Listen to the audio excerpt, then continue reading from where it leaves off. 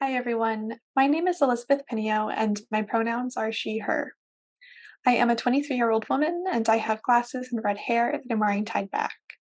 I'm wearing a purple shirt and a purple sweater, and my background is a speckled tan virtual background. I am a white, cisgender, disabled, late diagnosed autistic woman. As I film this video, I would like to acknowledge the Susquehannock and their indigenous kin and neighbors on whose traditional territories I live and work. Because my work was undertaken during my studies with the University of Maryland, I would also like to now read the University of Maryland's land acknowledgement. Every community owes its existence and strength to the generations before them around the world who contributed their hopes, dreams, and energy into making the history that led to this moment. Truth and acknowledgement are critical in building mutual respect and connections across all barriers of heritage and difference. So we acknowledge the truth that is often buried. We are on the ancestral lands of the Piscataway people, who are the ancestral stewards of this sacred land. It is their historical responsibility to advocate for the four-legged, the winged, and those that crawl and those that swim. They remind us that clean air and pristine waterways are essential to all life. This land acknowledgement is a vocal reminder for each of us as two-leggeds to ensure our physical environment is in better condition than what we inherited, for the health and prosperity of future generations. Today, I'm going to be talking to you about symbolic annihilation and disabled individuals' perceptions of music archives.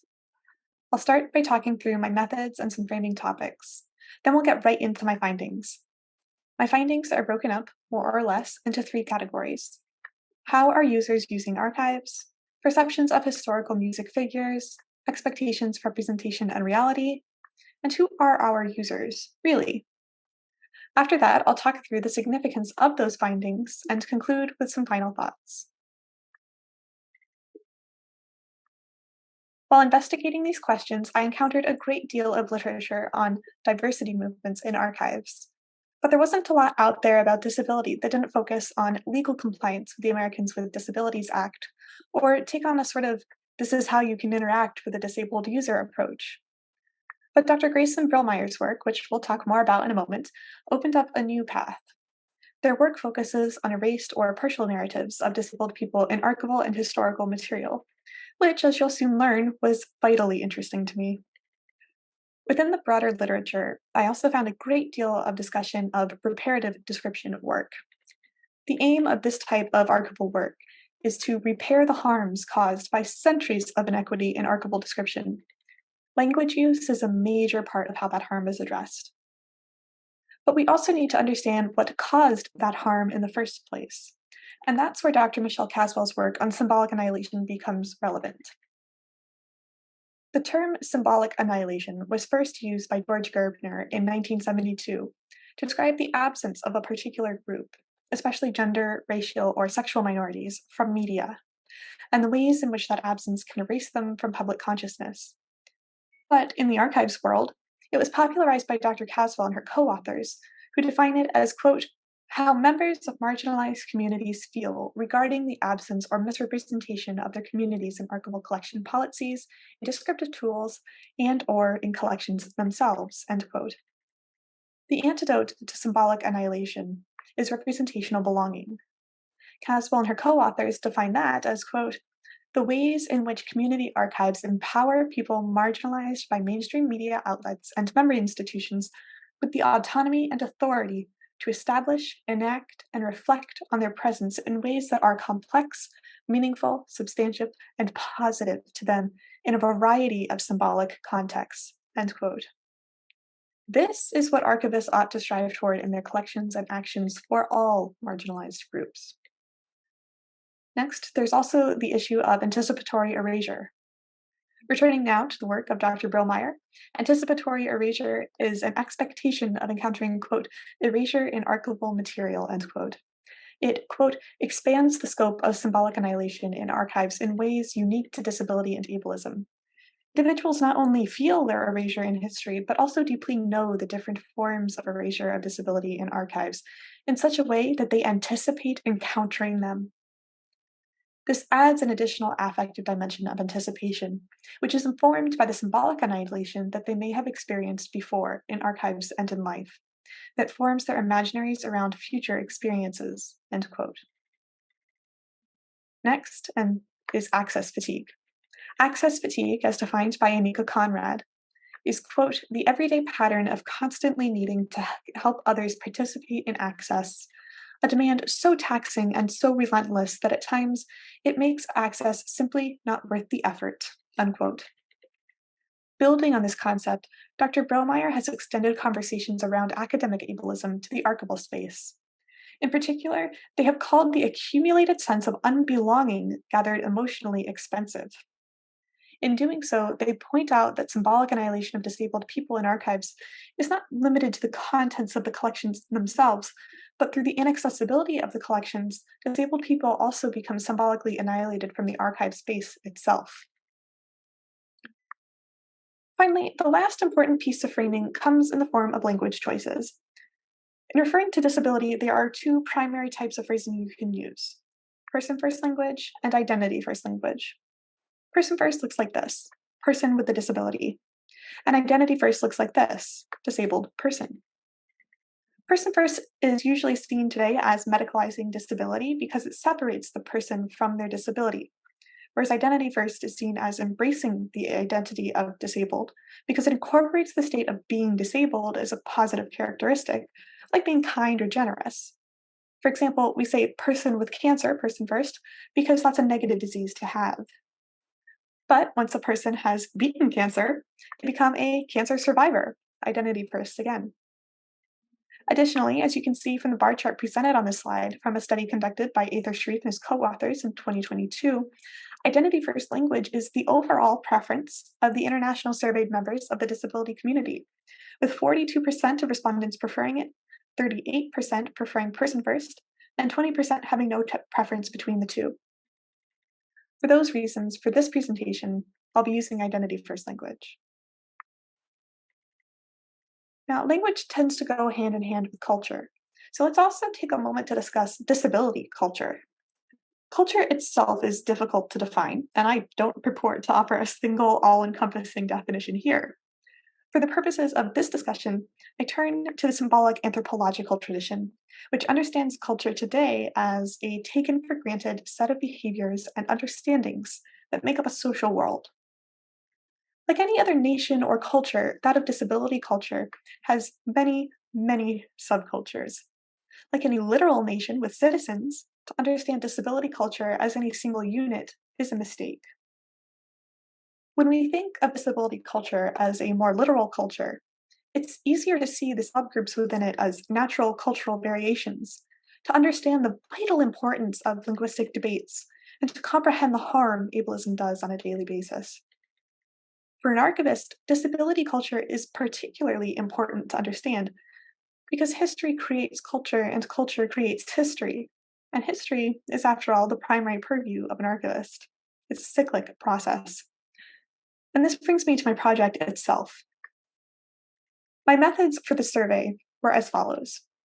On October 3rd, 2022, I received IRB approval for a public online survey of disabled individuals' perceptions of music archives, and it ran between October 7th and November 30th, 2022. Prior to launching the survey, I piloted it with 5 people between September 12th and 21st, 2022. Once it launched, participants took the survey on Qualtrics, and it ran, depending on their selections, somewhere between 15 and 45 multiple choice and open-ended questions. Only questions that determined the flow of the survey were required. At the end of each block of quantitative questions, participants had the opportunity to provide additional written detail about their responses if they chose to. In order to get at the topic of symbolic annihilation without my participants necessarily knowing the phrase or anything about it from a scholarly standpoint, I also asked questions about how accurately represented they felt in archival materials and the amount of disability material encountered in archives, then how those two realities affected their overall perceptions of music and non-music archives. I also posed questions that explored the impacts of symbolic annihilation by asking whether or not increased access to materials describing well-known musical figures as disabled would change their perception of them. I drew my participant pool from online communities on Reddit and Facebook for musicians or disabled individuals, email listservs at universities and colleges, and personal connections. There were 177 overall participants. After the survey closed, I began to analyze it using SPSS. To analyze written responses, I engaged in inductive qualitative coding from a grounded theory perspective. I also generated word clouds. To analyze numeric responses, I focused primarily on preliminary analysis like frequency counts, and my overall approach was descriptivist and interpretivist. Turning now to my findings, the majority of my survey participants, roughly a third, were neurodivergent, and within that group, the majority of them were either autistic or ADHD. This word cloud shows the responses to a voluntary question asking about the nature of the respondent's disability. This is an interesting majority, and it deserves some follow-up study. Is it that archives attract neurodivergent users?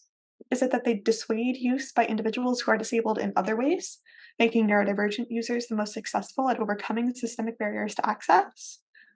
Or is it something else entirely, like that more autistic people or those who have ADHD answered this question in particular? That remains to be seen.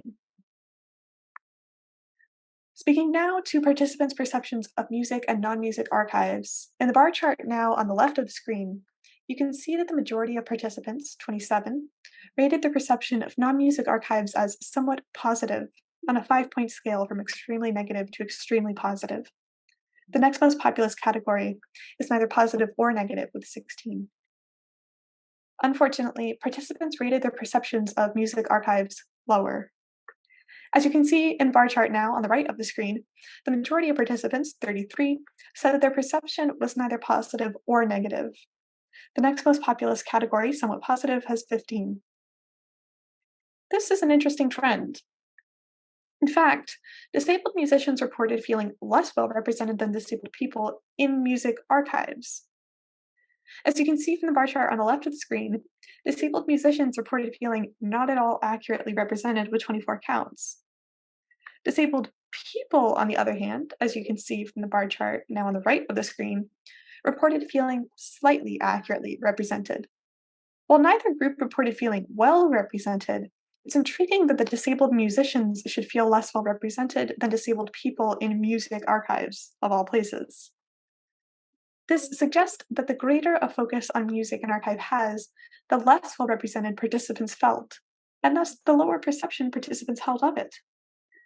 This needs more research because if this trend holds in larger sample sizes, it's very worrying.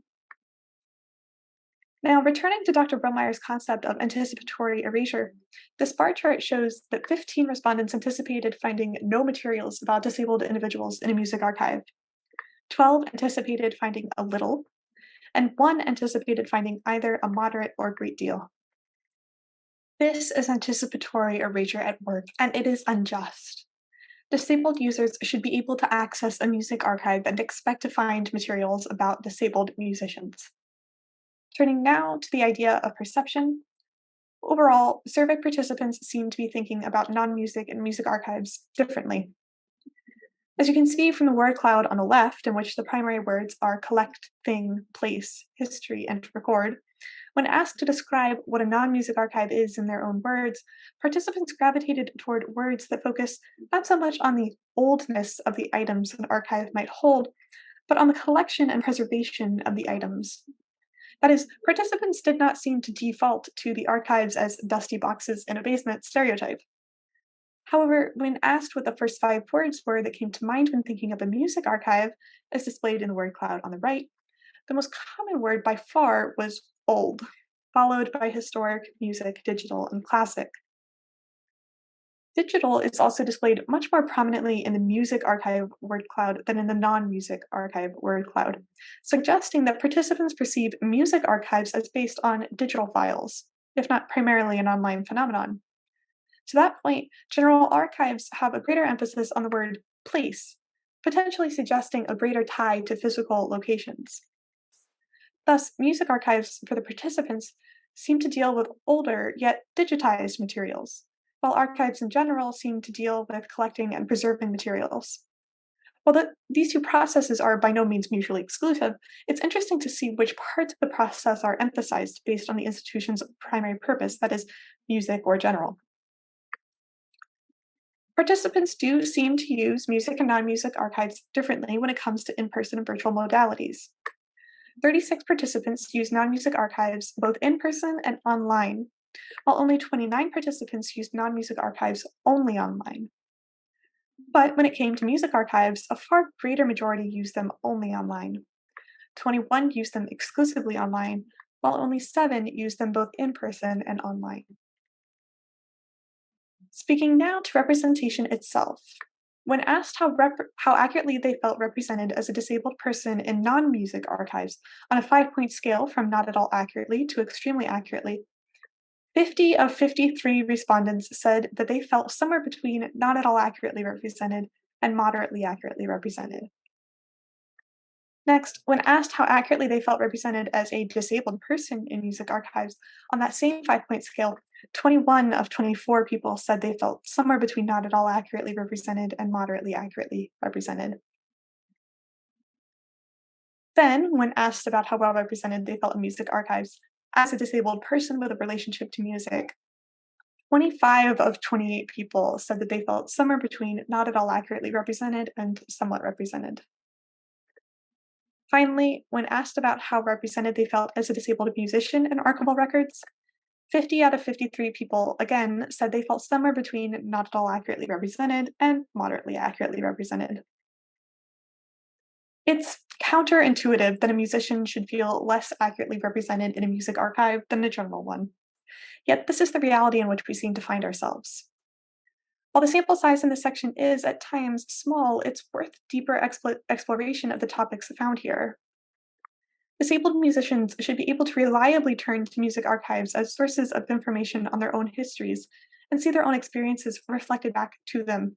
Anticipatory erasure should not be occurring here. But in some ways, this reality is unsurprising, given that archives are not generally constructed physically or otherwise with an embodied experience of disability in mind, making access itself a challenge. Participants in my survey responded to a question asking how well their archives met their accessibility needs in many ways. But in the qualitative follow up space, a different story emerged. Most participants gave a follow up response that echoed the sentiment articulated by one participant: I get by. By that, some meant that their disability didn't always directly impact archival work. Some meant that their disability did impact it, but that they had developed their own ways of accommodating themselves without the assistance of archival staff. Some meant that they had figured out accommodations with the help of archival staff, and others meant something else. But regardless of what exactly they were getting at, responses that conveyed the sentiment of I get by evoked a tired and resigned air that expressed both the physical and emotional work that goes into being disabled in a world that simply isn't made for disabled people. They expected not to be accommodated in an archival setting, and they made do in that reality because it was the one they expected to live in. In 2023, that is an unacceptably low bar.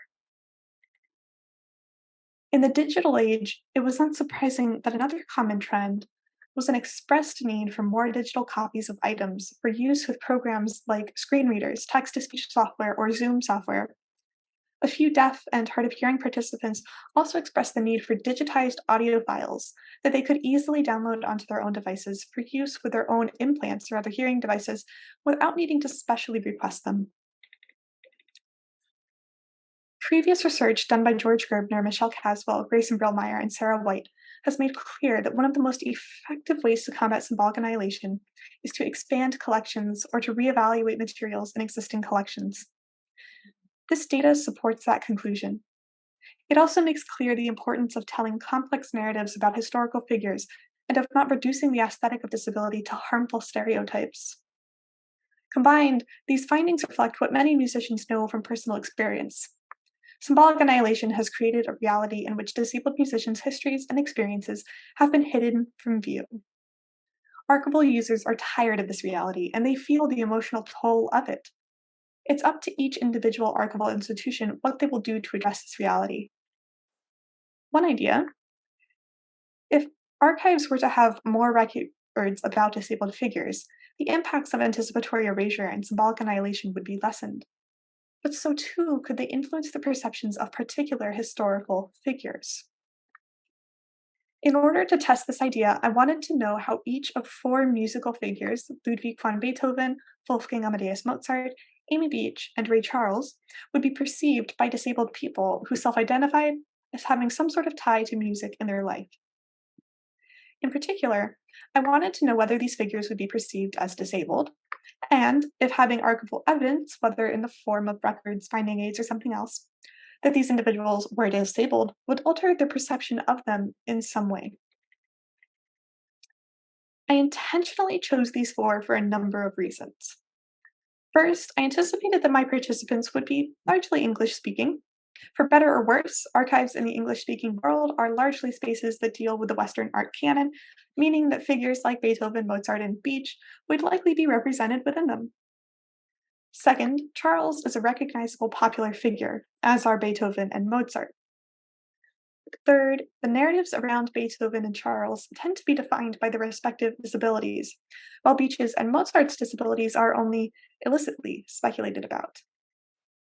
I was curious to see how participants' responses would align with these broader narrative tendencies. Were participants looking for ways to engage with their own histories, to find figures like them? Were they also tired of the silence that has sprung up around disability in musical figures? Or had the silence in Symbolic Annihilation done its work? Did they know the histories were there to be found in the first place? Participants' answers largely reflected what might be expected given the general public knowledge of each figure. For example, when asked if they thought of Beethoven as disabled, most of my respondents said yes. Yet this word cloud shows the frequency of descriptors respondents used for Beethoven. You'll notice that the word they used most often overall was deaf, but they never actually used disabled. Other large words include piano, classic, music, old, composer, genius, and man. So, as we can see here, Beethoven was not perceived as disabled, but only as deaf. Participants referred to him in their qualitative answers as, quote, the deaf composer, end quote. That is, Beethoven became defined only by his specific disability, not a full complex human who's disabled. Moreover, there's a very fine line between embracing a disability identity and reducing an individual to it. In Beethoven's case, narratives tended to fall toward the latter. But that narrative of overcoming an audiological disability in order to compose great music is simple, and it's hurtful. Disabled individuals do not need to overcome any part of themselves. Beethoven did not overcome his disability in order to compose his Symphony No. 9, as is often implied. Rather, he drew on his plentiful compositional skills and experience and used the unique accommodations he had rigged up for himself in order to compose it. He was still disabled throughout the process. Failing to acknowledge that vital part of Beethoven's identity is harmful, and we'll return to the importance of it at the end of this presentation. Unlike Beethoven, when asked whether they thought of Mozart as disabled, most respondents answered that they did not. For many, his inclusion in this discussion might come as something of a surprise. He's not a figure most of us think of as disabled in any way. But Mozart, as related to us by first-hand accounts, particularly his letters, displayed clear traits of autism spectrum disorder, or ASD. If you'd like more information on why scholars believe this, I would encourage you to look through the bibliography at the end of this presentation. I should also emphasize here that a posthumous diagnosis of most disabilities, including ASD, is impossible. That's not what I attempt to do here. Instead, I wish to do what so many have done in the realms of gender or sexuality and speculate as to the reality a historical figure inhabited in the hopes of crafting a fuller, more accurate picture of the life that individual led. Moreover, I hope to create a present day in which young musicians can look to the past and see themselves reflected there. When we turn away even from discussing the idea that our great musical figures were disabled, we erase not only their potential status as disabled figures, but disability itself from what is considered acceptable musical history. Returning to the task at hand, as you can see from the word cloud now on screen, participants primarily describe Mozart as classic. Other large words include piano, music, old, composer, prodigy, and talent. No disability-related words emerge in Mozart's word cloud. This suggests that the general public, even those who identify as disabled, are either unaware of the scholarly speculation surrounding Mozart's disability status, or they don't readily affiliate him with it. which is intriguing because a number of participants did specifically mention his disability status in their qualitative responses. Moving now to Amy Beach, she has two word clouds because many participants who answered the questions the clouds are based on use the phrase, I don't know, or the acronym IDK in their response. The word cloud generator I used did not handle that well. So, as you can now see, the most common words became dawn from don't, no, and IDK, which weren't helpful. In order to get more useful information from the survey data, I replaced responses that used I don't know or IDK with a single word unknown, then regenerated the word cloud. As you can now see, the largest word is unknown, and some of the other large words are shell, palm, oyster, origin, and soup. I speculate that those have more to do with free word association with Beach's last name, that is, because they're connected to the location of a beach, than with Beach herself, because Beach isn't really known for her connection to anything like seashells, palm trees, or oyster soup. When asked if they thought of Beach as disabled, all but 6 respondents answered that they didn't know who she was. Finally, Ray Charles is perhaps the most unique figure of the 4 I asked participants to describe, in that he was the most recent performer among them. As you can see in his word cloud, in which the largest word is blind, followed by piano, no, jazz, soul, black, sunglasses, and blue, similar to Beethoven, participants identified him with his particular disability, that is, being blind, but they didn't identify him here as disabled. When asked directly if they thought of Charles as disabled, the majority of respondents did, however, identify him as disabled. Archives and archival records are uniquely situated at the beginning of the historical narrative framing process to change how we talk about historical figures. Indeed, the majority of my participants indicated that their perception of these 4 musical figures would be changed if presented with archival records describing them as disabled. Archival records can change users' perceptions of people and historical figures. That is not a power to be taken lightly. Let us wield it responsibly and intentionally. Let us wield it factually. But in order to do that, more archival records and materials that accurately describe disabled figures and histories are clearly needed. If they are present, more individuals are likely to encounter them and learn from them. They are more likely to recognize the disabled or potentially disabled figures described in them as disabled. And through increased familiarity with disability, they'd be more likely to take on anti-ableist perspectives. All of this would go a long way toward decreasing symbolic annihilation and increasing representational belonging. Now, returning to symbolic annihilation itself, when we look at what's going on with these musical figures and how participants are talking about them, it becomes clear that there's something interesting going on here. For example, in the cases of Beethoven and Mozart, their lives have been well documented. It can't be argued that they are symbolically annihilated individuals. However, portions of their respective disability identities have undoubtedly been erased. You'll remember that symbolic annihilation refers specifically to a community. These single individuals aren't a community, and a portion of their identity certainly isn't. But this process is clearly related to symbolic annihilation. So, a portion of their identity being affected requires new terminology.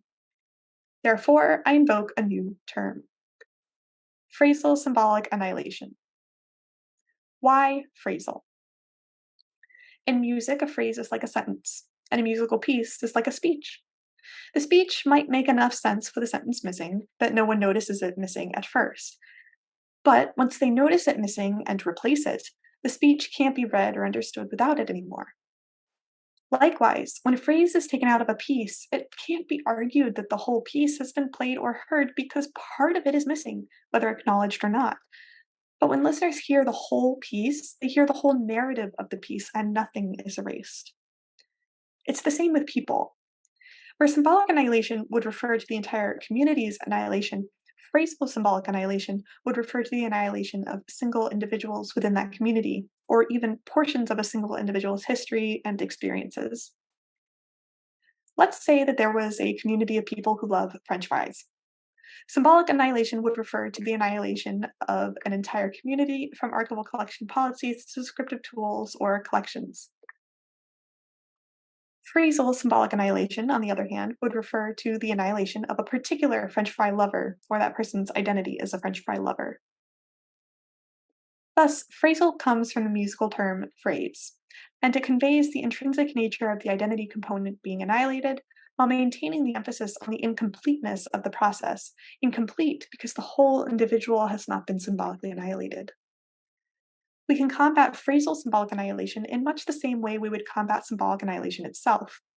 Just like adding a phrase of music or speech back into its whole, we can add the phrase of a person back into the narrative of their life. In fact, archivists are in a unique position to spread awareness of such a speculation in places like biographical and historical notes. And we should take advantage of that, because as we've seen, when users aren't reflected in an archive's materials, their perceptions of that archive are affected. Moving into the conclusion section, the findings of my survey show how disabled individuals with ties to music perceive the representation of disability and disabled figures in music and non-music archives, and how that impacts their overall perceptions of those archival spaces. My research also expands on that previously done on symbolic annihilation in a number of ways. In a literal sense, it expands the discussion to a larger sample size, 177 as opposed to the previous 10 and 11. More broadly, this work also adds to understandings of symbolic annihilation itself. Not only do we have symbolic annihilation, but I've offered up the idea of phrasal symbolic annihilation. The logical next step is then to ask, where do we go from here? And the answer to that question is as vague as it is deceptively simple. Work against the symbolic annihilation of disabled individuals in music archives. But what does that mean? Well, we can add references to figures' disability status when relevant and well-founded, indicate who has processed or handled records or materials in order to show who has influenced or made changes to a record, use education initiatives like MLIS courses for young archivists or continuing and professional education offerings for practicing archivists. We can expand collections to either include more records about disability or locate existing records about disability and describe them as such. For music-specific collections, we can address the reality that some historical music figures were disabled in archival record descriptions, and use archival materials to perform works by disabled composers. This isn't a comprehensive list by any means, and I include it here only as a starting place. But it offers us a number of strategies for beginning to address symbolic annihilation in our collections. Many of my participants mentioned in their qualitative answers that they had never thought about this research topic before. At the close of the survey, I included a question that offered participants the opportunity to include any other thoughts or questions they might have. The question also offered to let them include a fun fact if they wanted to, and many participants did actually give me a fun fact. For instance, did you know that bats are the second largest order of mammals? 20% of all mammal species are bats. The first is rodents. Or my personal favorite, there was a spider in my loofah this morning. Responses that didn't provide fun facts tended to be deeply personal and fall into one of three categories. Those that told me they didn't understand why I was studying this topic. Those that hadn't been sure why I was studying the topic until partway through the survey, thought about it, and were now grateful to me for studying it. And those who knew exactly why I was studying this topic, had felt alone in their own thoughts about this topic prior to encountering my survey, and felt seen after participating in it. All of these responses were incredibly touching to read. The fact that my rather long survey garnered 177 participants in just over a month after sampling from just a few portions of the internet and some email lists suggests to me that this is a topic that people are ready to talk about. Work against symbolic annihilation occurring against any group is long overdue. The same is true of work against the symbolic annihilation occurring against disabled individuals in music archives. Returning to the quotation serving as the title of this presentation, general lack of representation and accessibility should not describe archives or archival spaces, and it doesn't have to. Archivists, as a general rule, are a motivated group of people willing to take on large projects, and who are generally motivated to create representative and accessible spaces for all. The issue we as a community, but especially as archivists, need to address is the symbolic annihilation of disabled people in music archives. Addressing the symbolic annihilation of disabled people, not just in music archives, but in archives writ large, isn't just beneficial to disabled people themselves. It's beneficial to everyone. Because in order to combat symbolic annihilation, we as archivists will have to rethink the very foundations of our present archival theory and practice, making them more inclusive and more just.